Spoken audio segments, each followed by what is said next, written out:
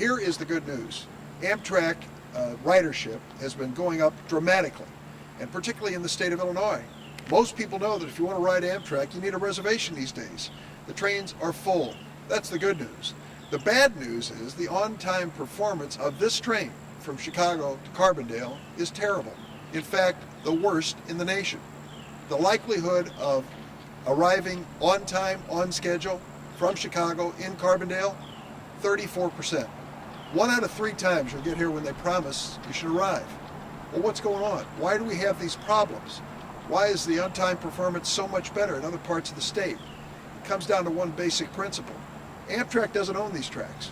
Canadian National Railroad does. And we decided long ago to let these railroads out of the passenger business as long as they would allow the Amtrak trains to use their tracks. Well, that's part of the law. Unfortunately, it's a law that's not being followed.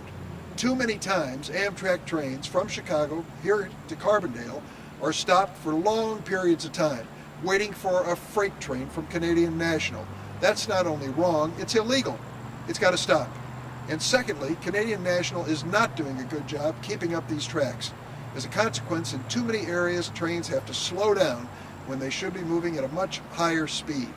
We're calling for Canadian National to step forward and meet their obligation under the law to yield to Amtrak trains so we can get a better on-time performance and to make sure they put money and investment into making the rail bed so much better and safer. The net result of it, of course, is that if we have on-time performance improving, even more people will ride Amtrak. I've joined in appealing to the governor to expand Amtrak service to Carbondale.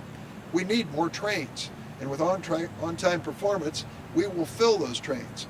They're critically important to our downstate southern Illinois economy. We're going to have a few words here from people who know that firsthand, from personal experience and knowing the local economy. So we're going to work together on a bipartisan basis to make Amtrak even stronger in the future, but to make it work, we need the cooperation of these freight railroads like Canadian National, and that's why we're here today.